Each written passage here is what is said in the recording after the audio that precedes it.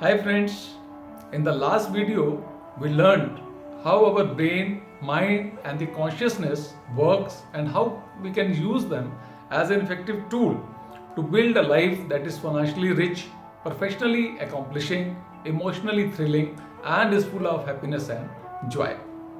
If we have to think about something that can store enormous amount of information, visuals, audios and otherwise, something that can process data at lightning speed, solve puzzles and calculations in microseconds and can do multitasking, we immediately think of a computer.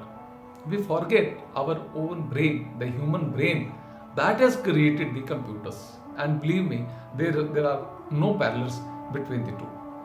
Our mind is performing trillions of things per second without we even knowing about it. What is making our blood to flow with perfect amount of pressure? What is making our heart beat? What is maintaining our body's temperature to the perfect degrees? And what is it that is ensuring that each one of our 60 trillion cells stay connected and communicate effectively with each other? It is called the subconscious mind. It constitutes the major portion of our total mind. This part of the mind is like the elder sibling. It's very powerful, very fast, and can perform thousands of tasks at the same time as its processing of data is very fast. It can process, say, about 40 million bits of data from the environment every second. That is why, when we are in danger, we operate from this mind. For example, if we encounter a snake or a tiger, we don't have to think of our action. There is no room for logic there. We need immediate action. And for that, we have an inbuilt instinct to move away from the danger. This mind, though very powerful, but has two limitations. One, it is not creative, it is a habit mind. It can only play back what is recorded in it and or what it has learned in evolution.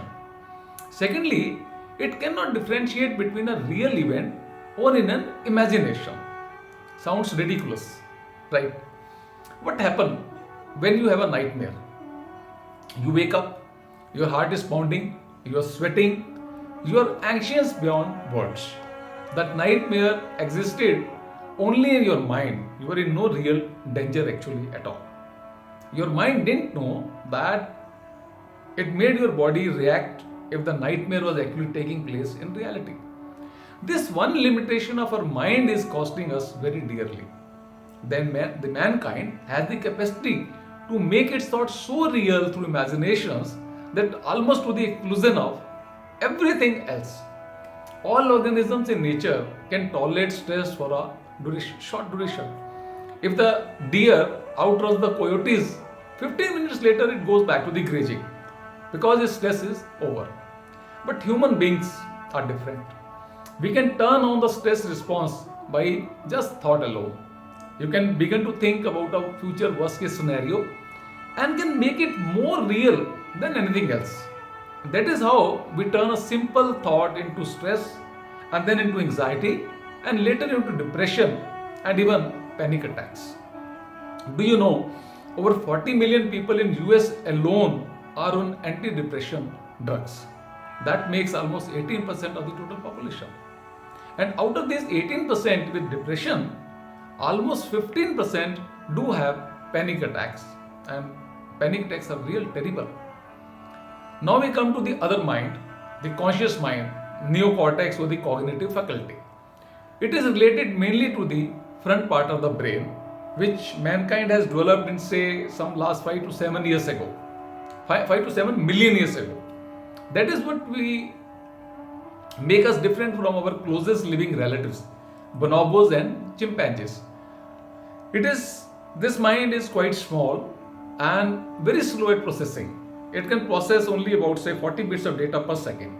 And now compare this with the subconscious mind. That is 40 million bits of data per second. It's million times more powerful.